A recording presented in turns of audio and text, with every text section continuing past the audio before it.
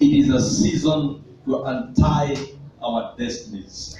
Ni majira yetu ya kufungua hatima zetu. Our season to untie our destinies. Hallelujah. Amen. Kumaanisha kwamba uko na hatima yako, uko na your destiny. Lakini kuna kitu au watu au hali imefunga hatima yako. Na hiyo ndio Roho Mtakatifu amechuka leo kusudi atuonyeshe njia ya kufungua hatima ambazo zimefungwa. Kwa sababu kwa hakika zimefungwa. Mungu ameziachia, amepea watu, kila mtu ako na destiny yake, ako na hatima yake. Lakini kuna mapepo, nguvu za mapepo zinatumia watu, zinatumia hali ili hatima za watu zikaweze kufungwa. Lakini kwa damu ya mwana kondoo chana wa leo, Mungu wa Israeli aenda kutusaidia kuzifungua kupitia ufunuo, kupitia hekima ya neno lake. Because without wisdom and the revelation of the word of God, we cannot win this battle. Hii vita ni ya kiroho. Hallelujah.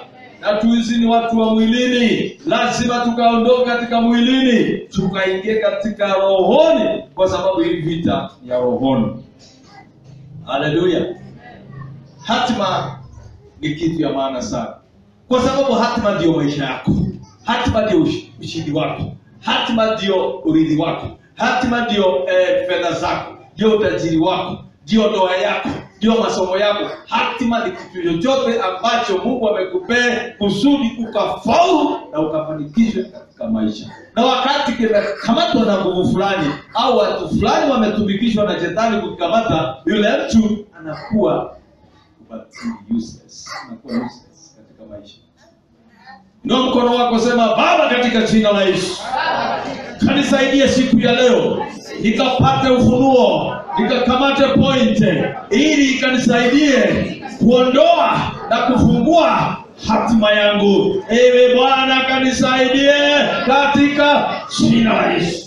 It is true. Na Mungu wako hapa anatusaidia. Katika Matendo ya Mitume 13 mstari wa 36, Acts of Apostles 13:36.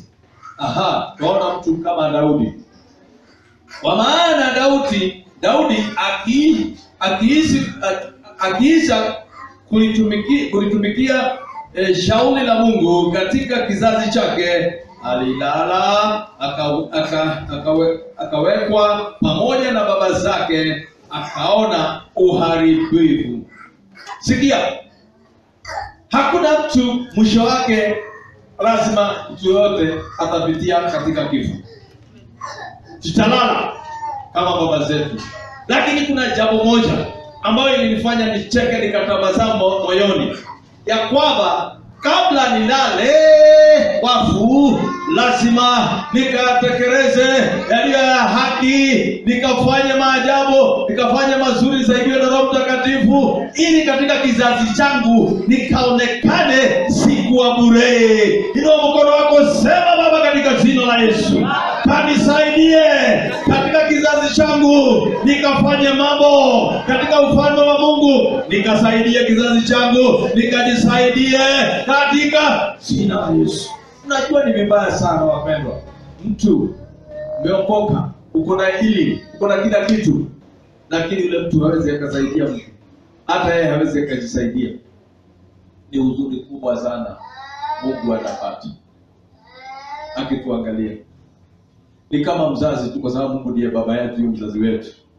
Mzazi mwanadamu kama mimi au wewe, ukiona mtoto wako amekuwa bure, umempatia chochote ambacho uko nacho, umemsaidia katika masomo, kila kitu, na anakuwa bure, yule mtoto anakuwa na huzuni nyingi sana. Kwa hivyo ni ombi nzuri na ni ya muhimu sana, kama vile Daudi alifanya.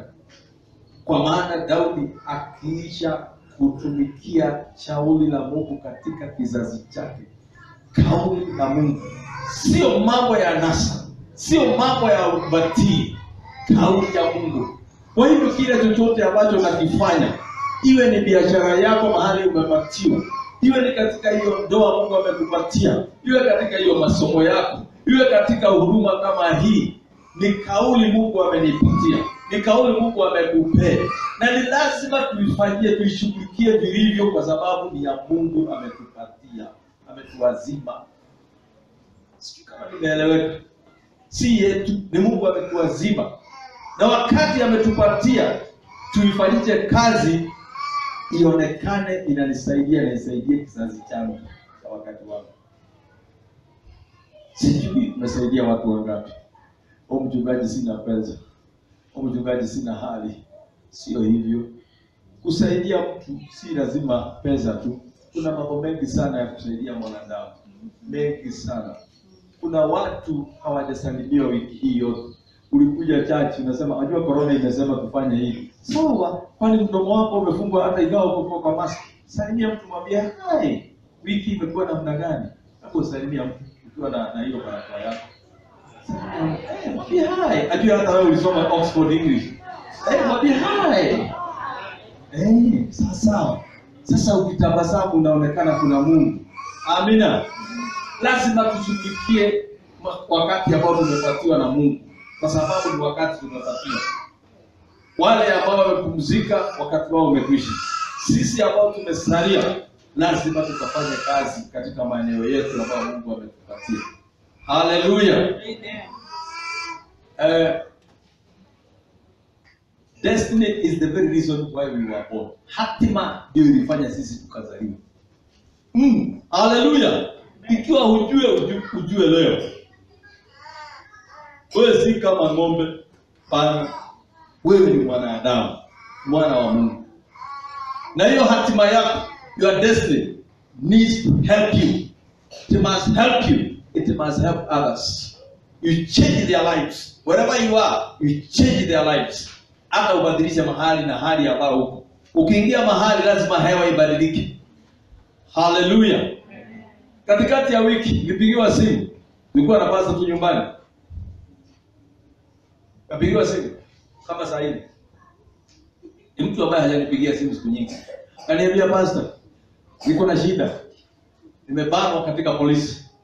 Niko sasa. Nikamwambia ni nini? Kaniambia ni mambo mazito, lakini nisaidie kuja. Nikaketi nikakaa hivi. Nikamwambia pastor, unajua katika the new gospel kuna mahali Yesu atasimama aulize mtu, nilikuwa mgonjwa hukuja kuniangaliaje katika hospitali? Nilikuwa jera hukuja. Nilikuwa na njaa hukuja. Nilikuwa nimerarukiwa hukunipatia nguo. Nikamwambia hebu niamke leo tu. Saa hii tu niende. Kabla niondoke wazo wengine ikakuja. Pigia askofu fulani pia. Nikampigia. Kaenda tukiwa wawili. Kwa sababu juhuda wa watu wawili Ambia jirani yako ni maandiko. Uwepo wetu kuingia tu police station hivi ukabadilika. Uwepo wetu kuingia ukabadilika. Ndio vizuri, ni vizuri ku command your day. Job that 8 verse number 12. Command your day every day. Sio kuamuka tu kama swara imetoka kwa kichaka. Unapurukuka tu kutoka kwa kichaka. Omba, ambia jirani yako omba. Command your day. Ili siku iwe inakufavor, sio iwe kisiana na wewe. Na kwa hakika ile kijana alilala kwake. Bwana Yesu asifiwe. Nataka nikuambie hatima ni kitu ya maana sana. That is why you are born. Amina. Sio tumiwa kama vikaragozi na shetani. Ile doria watoto. Shetani anakutoa mkono, ukitaka mguu anatoa, anakunyofoa. Unajua mtoto akipatiwa doria anachukua kichwa, anaweka chini. Doria ni yake. Ananyofoa mguu, anarudisha. Hata pahali pa mguu anarudisha kichwa. Sasa unaona yule anakuwa mnyama mwingine, kichwa inakuja kwa mkono. Hii ndio mateso shetani anafanyia watu. Lakini mimi nimekataa. Sitatumikishwa na shetani. Mimi ni mali ya Mungu. Mimi ni mali ya Mungu. Msichana uko hapa, ukijana uko hapa hujaoleka. Mwili yako sio yako. Hii ni mali ya Mungu, ni mali ya Roho Mtakatifu. Wewe sio kupiga bode kama matatu, wewe si matatu. Wewe jirani yako wewe si matatu. Kila wakati ati umebodeka. Ikifika wakati wa kuoleka au kuoa, unaonekana huko na madenti. Hata tunaangalia, huyu msichana, ni mama msichana. Huyu ni kijana. Ni kijana mzee. Sijui kama mnanielewa. Kwa sababu amenyofoa watoto huku. Kwa hivyo ni kijana lakini ni mzee. Ni msichana lakini ni mama. Ukikataa hiyo ni hiyo inaingia. Akiwa inaingia. Nikwambia utatabasamu tu utacheka. Hii siku ni siku njema. Lazima tupiganie hatima zetu. Our destinies are very precious to us. Tuingie moja kwa moja kitabu cha Marko Mtakatifu. Marko ni New Testament. Marko Mtakatifu. Kwa hivyo tunasemaga maji Marko Luka tunaenda hivyo na inaingia haraka sana. Haleluya. 11 mstari wa kwanza tuteremke hapo 6. Marko. Hata walipokaribia Yerusalemu karibu na Bethfage na Bethania kukabili mlima wa Mzeituni, aliwatuma wawili katika wanafunzi wake akawaambia, nendeni mpaka kile kijiji kinachowakabili, na katika kuingia ndani yake mara mtaona mwanapunda amefungwa, asiyepandwa na mtu bado. Fungueni kamleteni. Na mtu akiwaambia, mbona mnamfungua hivi? Semeni, Bwana anamhitaji na mara atamrudisha tena hapa. Wakaenda zao wakamwona mwanapunda amefungwa penye malango nje katika njia kuu, wakamfungua. Baadhi ya watu waliosimama huku wakawaambia, mnafanya nini kumfungua mwanapunda? Wakamwambia kama Yesu aliwaagiza, nao wakaruhusu. Haleluya. Hebu tukapigie Yesu makofi alasiri ya leo. Haleluya, kwa nguvu. Tunaona huyu ni Yesu mwana wa Mungu aliye hai. Ameagiza akawatuma wanafunzi wawili katika kijiji kilichokuwa karibu. Kumaanisha walikuwa nje ya kijiji hicho. Akawaambia, mwendapo kukaribia katika hiyo kijiji malango, mtaona mwanapunda ambaye amefungwa na hakuna mtu ambaye amempanda. Kumaanisha hajatumikishwa. Mfungueni kamlete. Na Yewayo yote kawauliza, kwa nini mwafungua mwanapunda? Mwambie, Bwana ana haja na wanakondoo. Haleluya. Ambia jirani yako, Bwana ana haja na wewe. Bwana ana haja na hatima yako. Mwambie kwa sauti, Bwana ana haja na hatima yako. Imefungwa katika malango ya kiingilio ya mji. Na kwa sababu imefungwa, haiwezi ikaingia ndani, haiwezi ikaondoka, inafanywa kukaa pale stationary. Unmovable. Hatima nyingi ni za kwenda abroad. Hatima nyingi ni za kufanya kazi kitaifa, kinational. Hatima nyingi za kufanya kazi katika hali ya jimbo au county zimefungwa. Hebu nisikie ndugu yako. Aliyefunga mwanapunda pale lazima awe ni mtu ana nguvu sana. Kwa sababu katika malango watu wengi hupitia pale. Na hakuna mtu angefungua. Na tuwaona kulikuwa na watu walikuwa wanasimama pale wakiangalia ni nani atathubutu kufungua ile mwanakondoo au mwanapunda. Kulikuwa na watu. Haleluya. Kulikuwa na askari ambao walikuwa wanashughulika kuona pasiingie mtu pale kufungua. Kumaanisha mwanapunda mahali amefungwa ni sawa tu na gereza. Nataka mtu anielewe, ni sawa tu na gereza. Hawezi akaondoka pale. Amefungwa ndio, na kuna watu wamewekwa pale kusudi pasipatikane mtu kwa kufungua ile mwanapunda. Na wakati wanafunzi wameenda pale, wameenda kwa neno la Bwana Yesu Kristo mwana wa Mungu aliye hai. Hawakuenda kwa neno lao, si mjomba, sio chakazi aliwatuma, si nani, ni Mungu aliye hai aliwatuma na neno lake, akawaambia nendeni mkafungue, wakapatiwa mamlaka. Ambia jirani yako mamlaka. Tunahitaji mamlaka kufungua hatima zetu. Na ni neno la Bwana litafungua. Ni mkono wa Mungu utafungua. Ijapokuwa tumetumwa, ni mkono wa Mungu utafungua. Ni neno la Mungu litafungua. Wale watu wakaona wale wanafunzi wawili, mnafanya nini? Hii ndio mambo inafanyika katika mahali tuko. Hatima yako ni ya kubarikiwa. Umeenda kutafuta passport. Kuna mtu katika ofisi za Huduma Center anakuangalia hivi, katika hali ya rohoni hakujui, hamjakutana, hata pengine hamtakutana tena, lakini katika hali ya rohoni anafanyiwa remote control na mapepo, anakuona hii hatima ya juu sana, anakuambia hii kitu yako, hii birth certificate si nzuri, huko katika mzuri, unarudishwa. Wenye kutype wanatype na error. Jina yako inabadilishwa majina mengine. Hii passport haiwezi toka. Sababu hatima yako imefungwa mahali kijijini. Mahali ulizaliwa. Hebu mtu anisikie. Hatima za watu wengi zimefungwa mahali walizaliwa. 90% ya shida ambazo tuko nazo sisi ambao tumeokoka ni shida za kinyumbani. Ni shida ya mahali ulizaliwa. Shida ya mahali baba yako, mama yako walizaliwa. Na shida nyingi sio shetani, mahali ulizaliwa.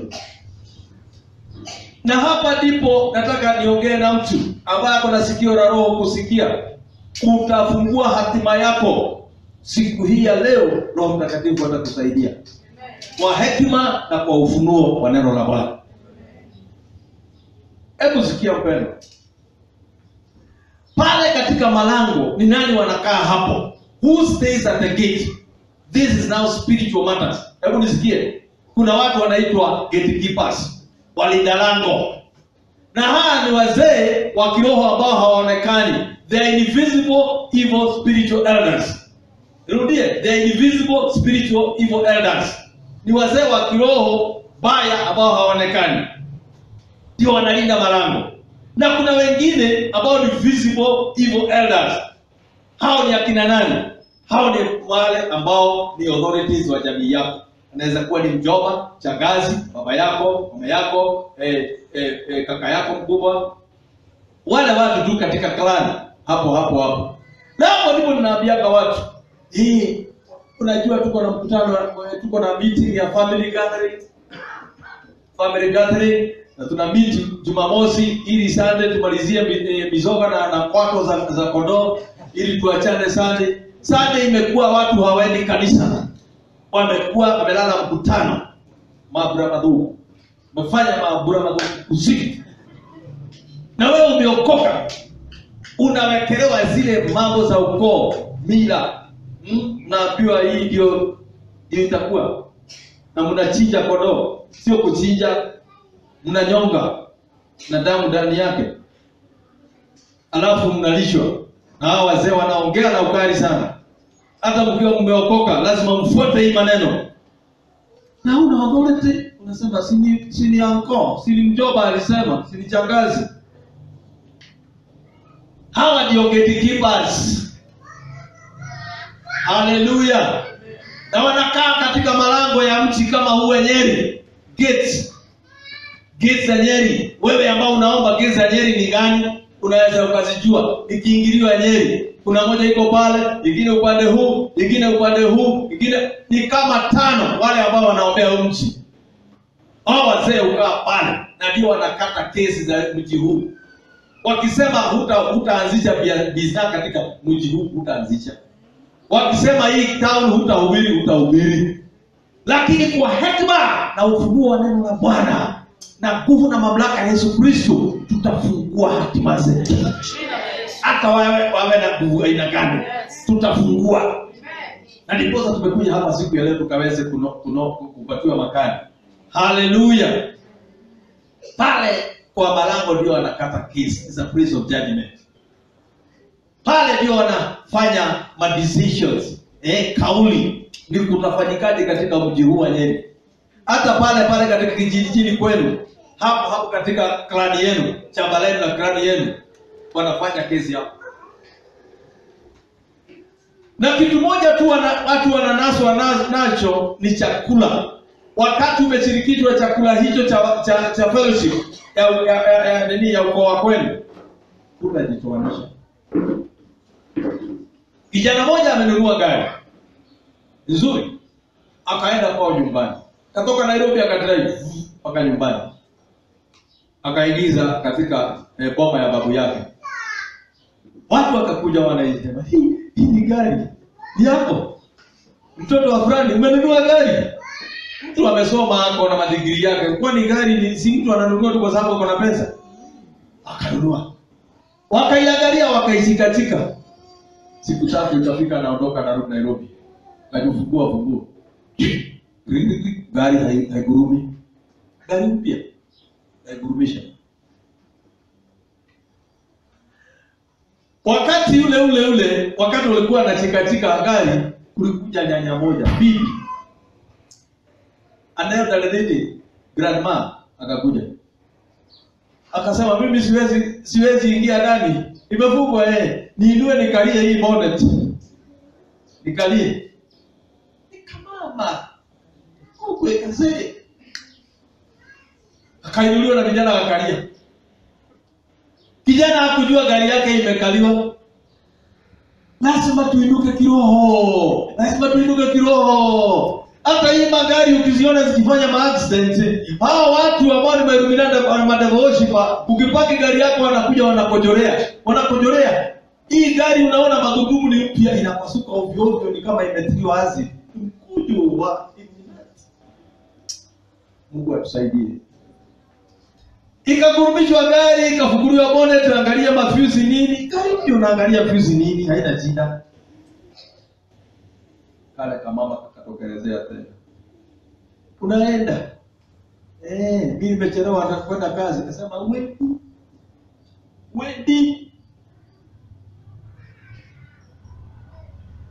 Nataka muone nguvu ya ufalme mwingine iko namna gani, and how gatekeepers are strong. Lazima tuwe na hekima na ufunuo wa neno la Bwana. Kijana akaanza kusihi yule nyanya. Hata sio mzazi wa baba yake. Ni jirani tu, si uko tu, niwaambia wanaitwa gatekeepers. Alafu katika wazo akakumbuka, haya, si ni mambo ya kiroho. Niko na baba yangu ya kiroho. Akaondoka hapo akaenda kando. Akapigia pastor wake. Imefanyika. Akaambiwa ni jambo dogo sana. Hebu rudia maneno haya. Akarudia. Enda kwa gari yako, hata usiongee na mtu. Sukuka, wekelea mkono, sema kwa jina la Yesu Kristo, mwana wa Mungu aliye hai. Hii gari tumeifungua, na aliyefunga kuanzia leo mikono yake itetemeke, aachie funguo zake, kila aina ya uchawi iteketee, iumie, iondoke kwa damu ya mwana kondoo. Akaingia kwa gari yake, akapiga ufunguo. Juu gari kaguruma. Kama akakuja akauliza, umejuaje? Aliuliza jirani yako, umejuaje? Haleluya! Lazima tujue, lazima tuelewe mambo ya nchi ile nyingine. Akagurumisha gari. Hakungojea mambo mengi. Walikuwa wanataka kumpatia vyakula abebe, akasema sitaki. Usikabebe vitu vya watu ambao wamechana. Inakuwa mzigo. Ikiwa kama mama kalikalia gari na higurumi, ukibeba mizigo ya gari hiyo itakupeleka wapi? Si itamea mabawa, itaenda kama ndege. Utaikontrol na namna gani wewe si pilot? Usichukue vitu vya watu. Haleluya! Hebu pigia Yesu makofi.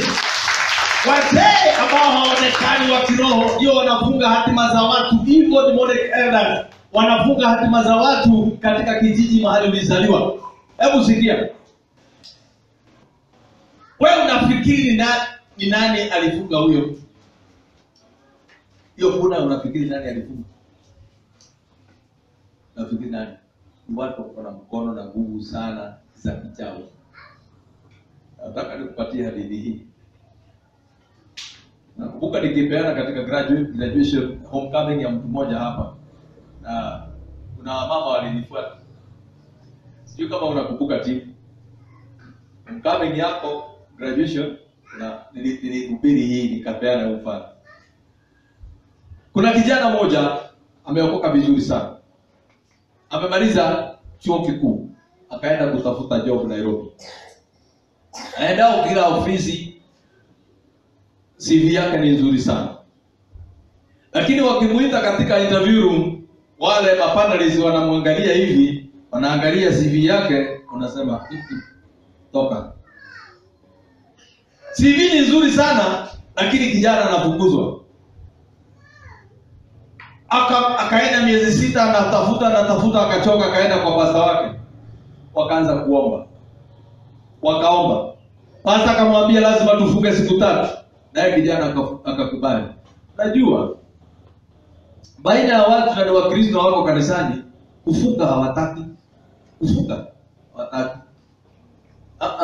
Anataka pasta afunge kwa niaba yake. Pasta niombeeko, mwambie jirani yako niombeeko. Akipata watu 5 anajua ako na nguvu ya watu 5, niombeeko. Ninakuangalia ukisema hivyo na ninaomba rohoni Mungu nifunulie kama huyu mtu ni genuine. Huyu mtu anataka kunipatia jaa tu na yeye haombi, sitakubali. Mimi si mjinga. Wewe unapitia samosa, smoke kila mahali unakula jioni, tumbo ni shida tu, maji tu unakunywa. Sasa sikuli kitu na ni maji ni sokoto. Sikubali. Wakaomba na pasta wake. Siku ya pili kijana akaingia katika ndoto. Akaona katika boma fulani, akaona mimi ni familia na huku. Akaona buzi, goat imefungwa in the backyard nyuma. Kijana na nini? Akaamka. Hapo ndipo akapigia pasta wake simu. Akamwambia nimeota hivi na hivi, akaambia kuja. Wakati aliingia ofisini, pasta akamwambia this is our breakthrough. This is our breakthrough. Hatima yako imefungwa na mtu fulani na imefungwa in the backyard. Na kile tutafanya tunaenda kuua hii buzi. Tunaenda kuua buzi hii. Wakaomba, tuko na uwezo. Wakaua ile buzi, the goat. Siku 3. Mjomba. Benjamin yako mjomba. Akatafuta pesa. Akatoka Ocha, hata amemama vitu vingine ilikuwa inavaliwa zamani, inaweka sio magonjo. Hivi vingine inaweka na wanaume inazunguka hivi. Hiyo vitu hata sitaki hiyo jina. Kwa sababu hata ikikaa sana inataka harufu nyingine mbaya kwa sababu ya sweat. Akaingia gari akaingia Nairobi. Anaenda kutafuta kijana. Akatafuta kijana. Kijana tayari amefundishwa na mchungaji na ako na hasira, alijua hiyo ndio imefuka hatima yake. Hata anko mjomba amekuja kuuliza kijana. Wakaongea. Akamuuliza, "Je, umekuwa mahali ukaambia mambo yako?" Hapa hii mji kuna watu wanaambiana mambo. Ambia jirani yako ombea. Ambia jirani yako ombea. Wako humu katika mji huu. Hata wengine wameinua makanisa. Humu wako humu. Na mimi sina uoga naongea kabisa. Akaambiwa niambie kama ulikuwa mahali ukaambia mambo yako. Akamwambia mambo gani? Ango akasema, na ile buzi. Kijana akapandwa na hasira. Akainuka, akachucha ile nguo yake. Sini scarf tu, alipata kuningilia na yeye, akamwangusha chini, akakanyanga kifua. Akamwambia niambie leo, ulifanya nini? Ango akamwambia wakati ulizaliwa, nilienda nikanunua buzi. Nikakuprogram. Ambia jirani yako nikuprogram. Maisha yako yote ikakuwa program katika buzi. Ikikufa kwa sababu ya uzee, anaenda ananunua ingine analeta. Anarudia ile maneno. Kuna watu maisha yao imekuwa programmed katika buzi. Wengine ni mti ambao ni wa mpera, wa mango, wa maembe uko katikati ya moyo ya kwao. Mwingine ni jiwe iko katika kwao. Sasa lazima tufungue hatima zetu. Kijana akaambia mzee, lazima uniambie. Akaropoka maneno yote. Akamwambia.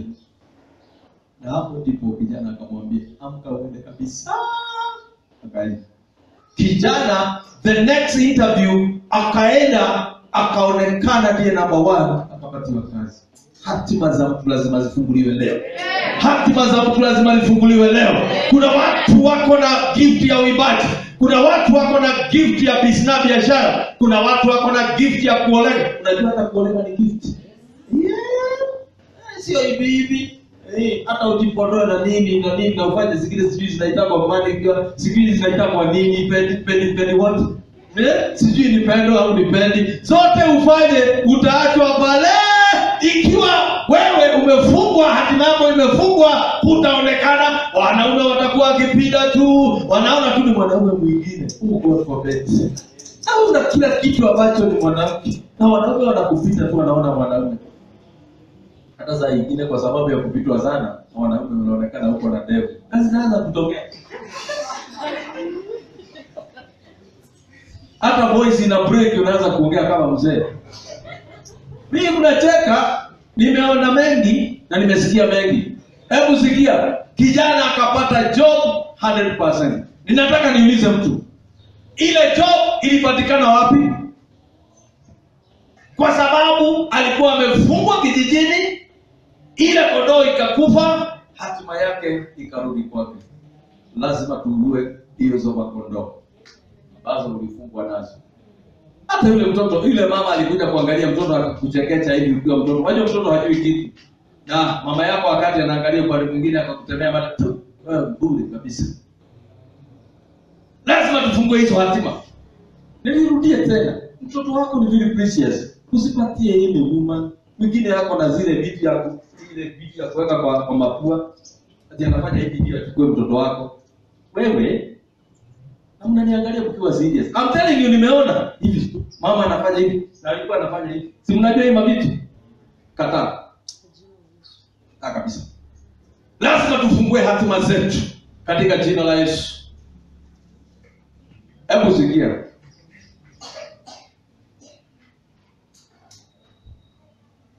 Our gatekeepers, what do they got?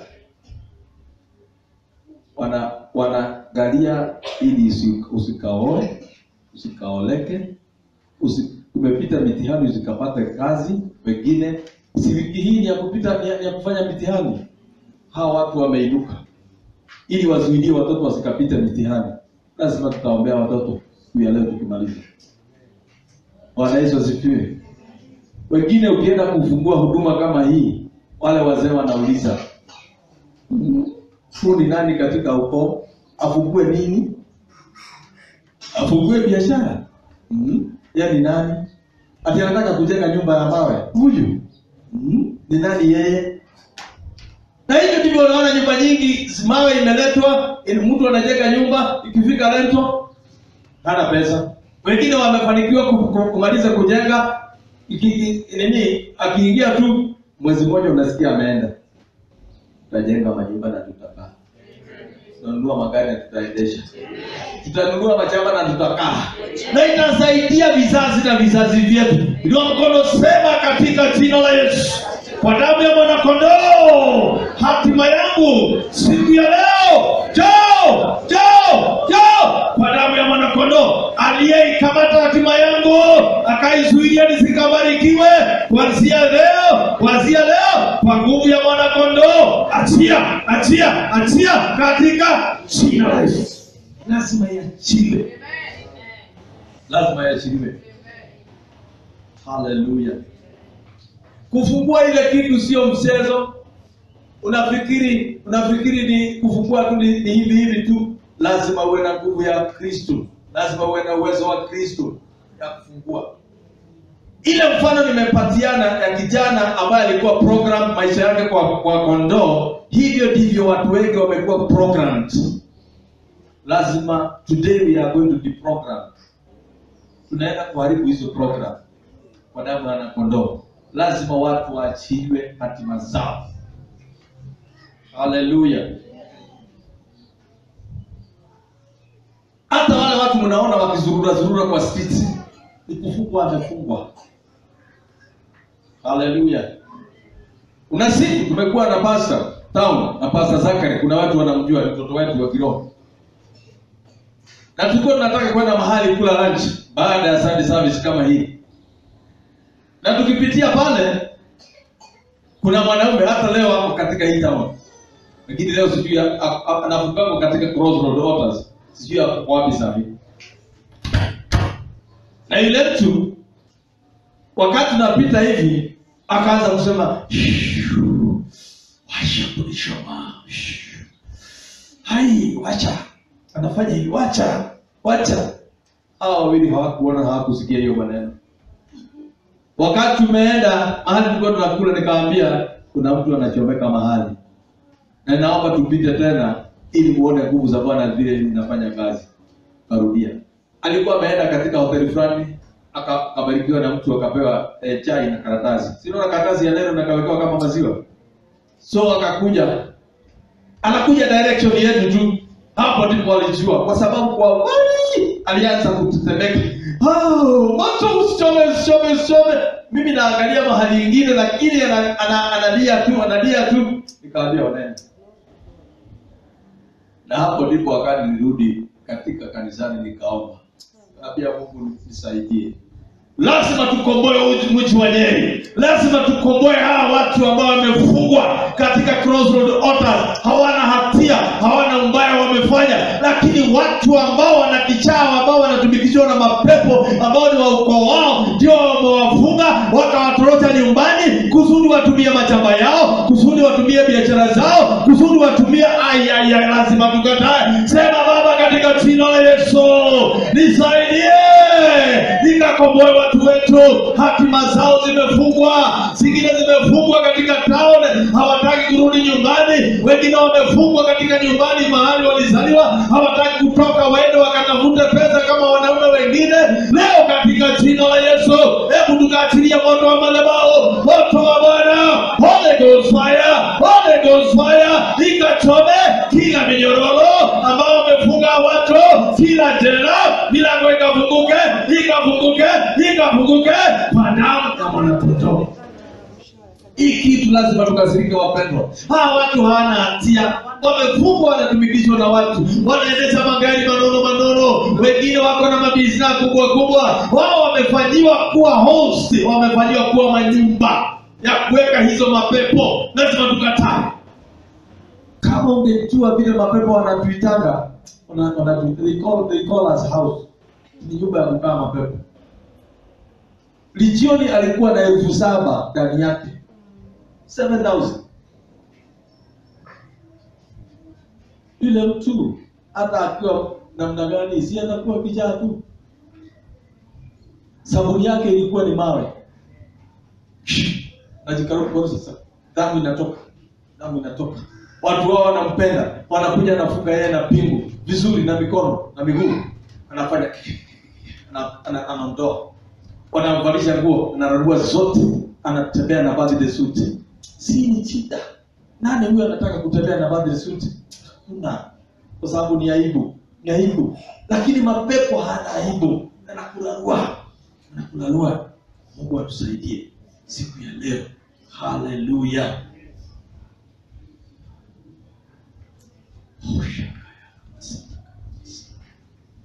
Kuna maroho ndio inafanya watu wafunge hatima zetu.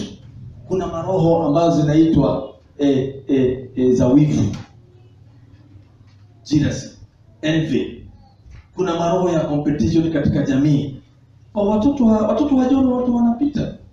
Angalia vile wamepita kuanzia chekechea, kuanzia shule ya msingi. Ameingia shule ya upili. na wako shule nzuri national. Amepita sana. Na hii hiyo ni nani katika ukoo? Hii mapepo inaulizana ikiwa ndani ya watu. Inaulizana hii hiyo ni nani? Hiyo nani? Lazima tufunge hatima zao. Hawatatupita.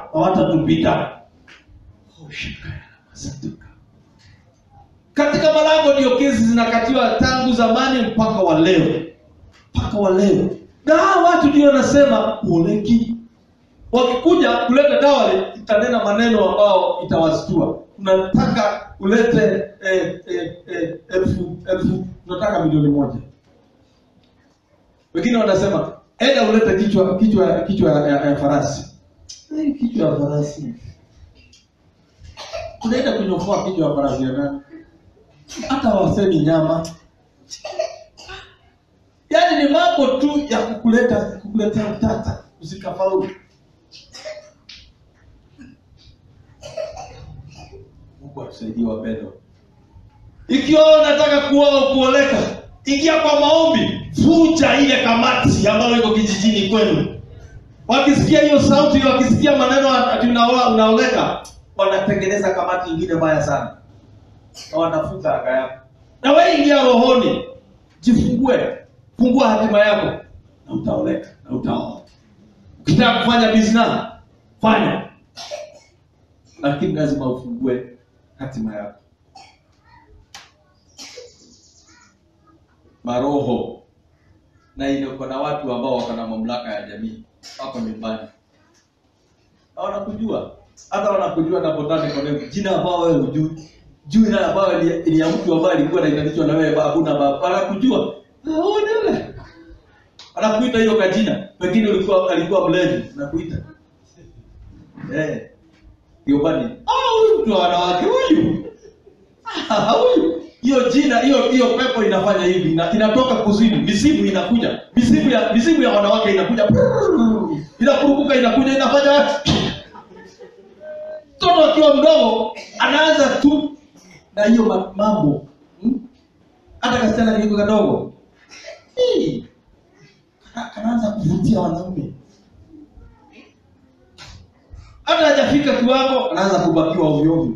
Kwa sababu kuna zile pepo, mizimu ya ujarati iliitwa kakuja. Na wale wazee. Nasema, kwani hatuna nguvu? Tunaye. Ni kwa vile silaha tuko nazo wataki kutumia, wataki kukaa hivi tu. Ndio kuja maombi. Kama leo kunauka mvua. Baridi. Unafuta tu komfota. Furuta tu komfota. Mapepo atakukomfort. Mapepo. Ufurute komfota hili. Tukupata. Mungu atusaidie. Haleluya.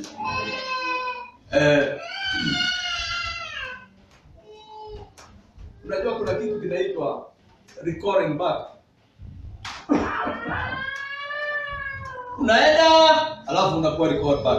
Pengine ni kazi ulikuwa umepatia likizo na mwajiri wako, alafu anakutumia barua au anakupigia na kuambia rudi kazini. Unafunga virago na rudi kazini. Sasa kuna watu wamekuwa record back nyumbani. Wawe wasted. Nataka nikuulize. Sasa ile degree ya yule kijana ambaye alikuwa amekuwa program ndani ya mbuzi, hiyo degree ilikuwa inasaidia nani? Amekuwa program ndani ya mbuzi. Mbuzi hawezi akasaidia na degree. Kuna watu akitoka tu nyumbani anaenda kusaidiwa ili apate kupata kuajiriwa, apate kitu fulani ya masomo, hakai anasikia kurudi nyumbani. Hata wengine wamepanda ndege. Afikapo kama UK, Britain, kutua tu mapepo inasema rudi nyumbani. Immigration officers anakuangalia hivi. anaangalia passport yako na ni digitali, anaangalia hivi. Ulipita. Pengine ulipitia Israel, ulipitia pengine Qatar. Na hiyo wote hawakuona hiyo makosa. Umeingia tu mahali hatima yako iko, mahali baraka zako ziko, mahali kufanikiwa kwako iko. Ukifika hapo tu kwa airport, umetoka tu, immigration officer anaangalia, anasema is a suspect. Hiyo dalili nyingine ya kurudi Kenya, unakuwa deported. Mizigo yako inaenda destination na wewe unarudishwa hapa, na ile kuwa ulikuwa nayo ya ndani na nje unarudi hivyo. I'm telling you, it is so serious. It is so serious, wapendo. Hatima yako ni so serious. Na ndio nimekwambia ni maisha yako yote inapiganiwa na kila mtu. Kila mtu. Nataka nikuambie. Mimi nilifunguliwa na elder brother of my father. Nilifunguliwa. How? Walikuwa wamekuja kwangu nyumbani. This family gathering. Niko na mbuzi zile watachinja nini kila kitu. Naye Mungu akanipatia baraka, niwe na revival, niwe na cruise na revival. Wakati ule walikuwa wanakuja. So wakati walikuja wamekuta pastor mko wangu, wakaambia ndio mali yenu tengenezeni. Wakapewa kila kitu, Wanauliza na yeye yako wapi? This fanatic. Kwani hii dini ni nini? Yeye anachifanya ndiye ana Mungu kutuliko. Wakateta mzee ananyamaza tu. Ikafika jioni. Siku hizo nilikuwa hata sina pikipiki. Nilikuwa na baiskeli. Na nilikuwa nafurahia. Nikaipiga nikarudi nyumbani. Dakika chache niwaone nirudi. Nikakuta wazee wakanikerisha. Akaniambia wewe umejifanya nini? Kasomewa. Nikanyamaza. Sikuongea. Mzee aliongea akasema, huyu tumempeana kwa Mungu, akafanye kazi ya Bwana. Hapo nikasema haleluya. Nikafunguliwa, hatima yangu ikafunguliwa. Lakini wale kwa sababu ni walevi, chukua nini imefanyika. Na hiyo ndio itafanyika leo. Hizo pepo zimelewa na nguvu za kukufunga. Zimelewa na authority ya kukufunga. Wamekusubaisha siku nyingi. Sasa hawajui uko na nguvu na mamlaka nyingine. Wanasema ni kama jana, ni kama juzi, ni kama mwaka uliopita. Lakini sio hivyo. Umebadilika. Sema nimebadilika. Kwa damu ya mwana kondoo nitakabiliana na nyinyi ambao mmefunga hatima yangu kuanzia siku ya leo. Fire! Atia kwa damu ya Yesu utafunguliwa hatima yako. Wazee wangu wamekuzoea. Hao walikuwa wamenizoea.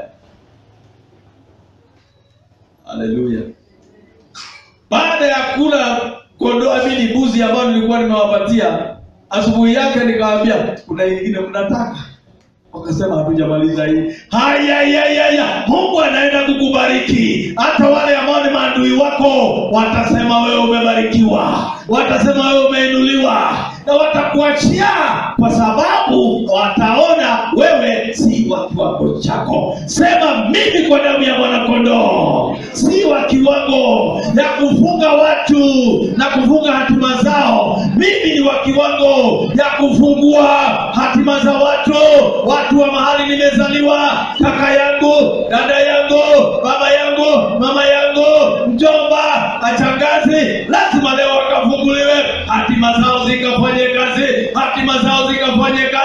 Wenye kuoleka wakaolewe, wenye kuoa wakaoe, wenye kubarikiwa wakabarikiwe. Wale wagonjwa lazima wakasimame tena. Hatima yao lazima ikainuke tena. Wale ambao hawajaajiriwa lazima wakaajiriwe leo. Biashara zao lazima zikasimame tena. Lazima jamii yako ikaonekane tena, kwa sababu sisi ni watu wenye hatima ya juu. Ewe Roho Mtakatifu, kanisaidie niwe mkombozi wa jamii yangu. yangu na jamii yangu, na wanyofoa kutoka kuchawi, na wanyofoa kutoka usingizi wa kichawi, na wanyofoa kutokana na magonjwa, na wanyofoa kutokana na ujinga wa kiroho, na wanyofoa kwa jina la Yesu. Piga Yesu makofi. Rapo katakayata mareke sekelebe.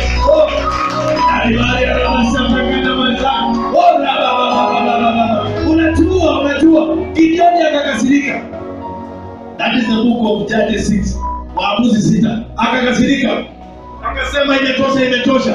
Mimi siwezi nikakaa katika pango na katika mahali nimezaliwa shamba ya baba yangu kuna chairi, kuna ngano, kuna chakula, na mimi nimejificha katika pango na watu wengine wana Waisraeli tunakufa njaa, na huko nje kuna chakula. Akatoka, akaenda, akakata chairi, akaanza kutengeneza chakula. Hapo ndipo malaika wa Mungu akamtokelezea, akamsalimu. Ewe mtu shujaa wa Mungu, you mighty man of valor. Akajiangalia, akaangalia upande ni nani anasalimiwa, akaona ni nene, ni yeye. Akasema, na mimi sisi ndio wachache katika familia yetu ya Manase, how come unatusalimia ati mimi ni mtu shujaa wa Mungu? Malaika wa Mungu akamwambia, katika hiyo nguvu chache uko nayo, move and do exploits in the kingdom of God. I charge you this evening in the name of Jesus. Katika hiyo imani ndogo uko naye, amka na ukimbie, ufungue hatima yako. Nguvu za Bwana zitashuka. Roho Mtakatifu atakusaidia, atakufanikisha, na utapata nguvu, na utaondoka ukiwa na ushindi, na hatima yako itakurudia. Akaondoka, akakusanya vijana wa rika yake, wakaenda katika backyard, nyuma ya nyumba baba yake. Nyumba ya mahali umezaliwa kuna mambo. Mbuzi alifungwa pale. Kwa Gideoni ni Biblia, kulikuwa na vinyago ya Dagoni ya baba yake. Akarudi pale, akaambia vijana vujeni vitu. Wakavuja hiyo miungu yote, ikaanguka chini. Wazee wa mti, ambia jirani yako, wazee wa mti, the evil invisible elders, wakajua. Asubuhi yake wakaraukia baba yake, wakamuuliza, ni nani alivuja miungu yetu? Nchi ya kiroho, rohoni wako gagari sana kuliko sisi, lakini lazima tuinuke.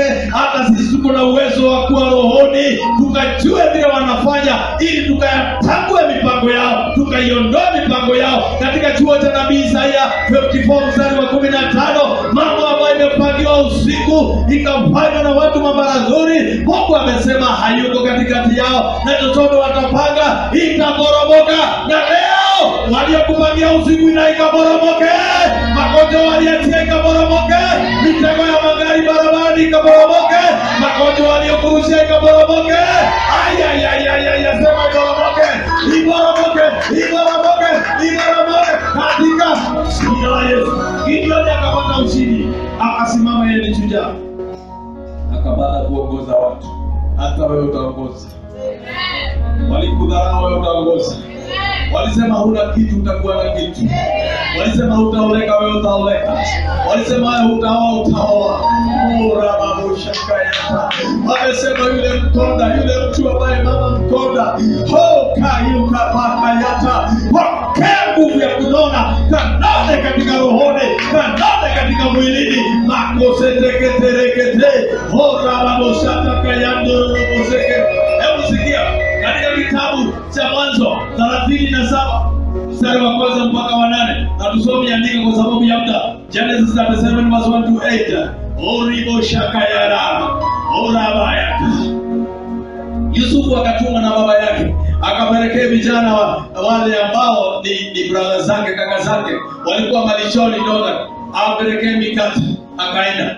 Wakamwonea mbali, wakasema yule mwenye ndoto, the dreamer is coming. Na wakapanga vile watakamua. Hatima yako inafanya watu wasilale, ili wakuue. Sio wewe wanaua, they are after your destiny. Hatima yako ndio wanaitaka wakumaliza. Nataka niongee na mtu. Wakachukua Yusufu, This is the progression. Mstari wa 18. Wakapanga, they conspired and schemed against Joseph. Wakapanga mipango mikakati ya kumharibu na kumuua Yusufu. Kuna watu wameketi kamati fulani wanakupangia mabaya vile watakuharibu. Wewe unaomba Mungu akusaidie uanzishe biashara, usome ili ukabarikiwe. Unapanga kununua kaburoti, kachamba, kununua gari. Nao wale wale mwingine wanapanga vile watakusabaratisha. Walipangia Yusufu hawakufaulu. Naambia hata wewe hawatakuwa faulu. Naambia Bwana kondoo. Mstari wa 23. They stripped him of his multicolored coat. Wakamtoa nguo yake, koti lake ambalo lilikuwa na madoadoa na rangi nyingi. Beautiful coat, wakamtoa. Wakamweka uchi. Hawakumalizia hapo. Wakamchukua wakamweka katika chini. Hii koti inamaanisha nini? The multicolored coat. This is your destiny. This is your wealth. This is your riches. This is your education. Hii ni ushindi wako. Wakamua yote, afya yake yote wakainyofoa, wakamrushia magonjwa. Wakachukua pesa zake wakamrushia masikini. Wakachukua kiwango yake ya status mahali yako ameweka katika society, wakachukua wakamrudisha chini. Mwisho haikumalizia hapo. Wakamchukua wakamweka katika chini. Kumaanisha you are waste. Wewe si kitu. Riba shaka ya raba ya turushi. Naomba Mungu atusaidie, Roho Mtakatifu atusaidie tukafunguke rohoni. Hii ndio tabia ya shetani, anapangia mtu.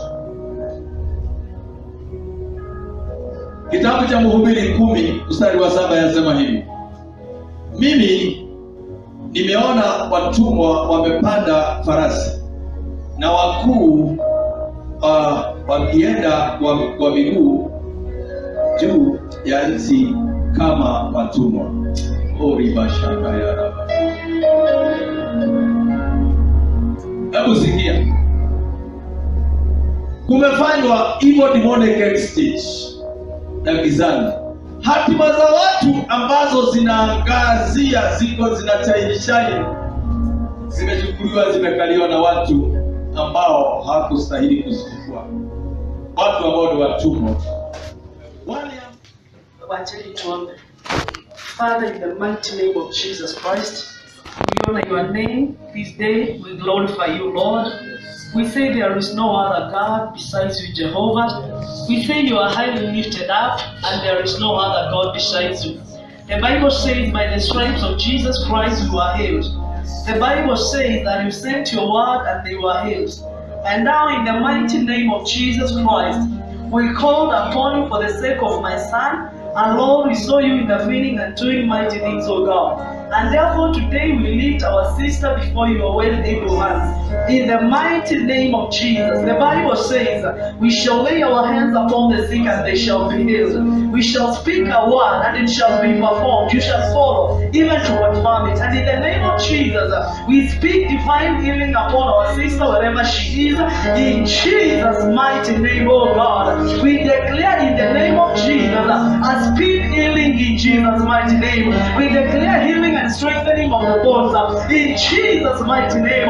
We declare recovery from the sanctuary in Jesus' mighty name. We declare recovery of the wounds in Jesus' mighty name. And today the Bible says that the anointing upon our life shall destroy the yokes of the enemy, shall break the curse of God. We declare the curse of sickness upon our sister. Wherever she is, it is broken now in the name of Jesus.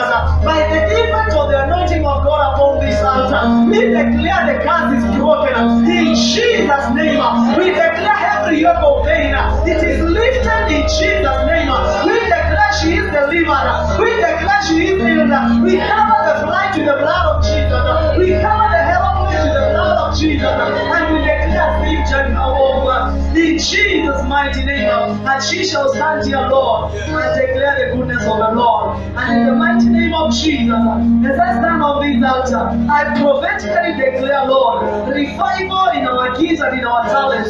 In the mighty name of Jesus, a renewing of strength, a new grace upon us even as we serve. We bless the authority in the house, our pastor and our mouth. We bless them, Lord. Let there be a renewing of the Spirit. In Jesus' mighty name, we pray, trusting and believing. Amen. Let's clap for Jesus.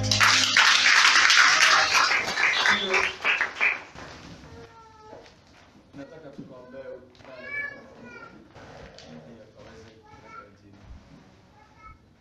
Father, in the mighty name of Jesus Christ, we want to thank you this afternoon.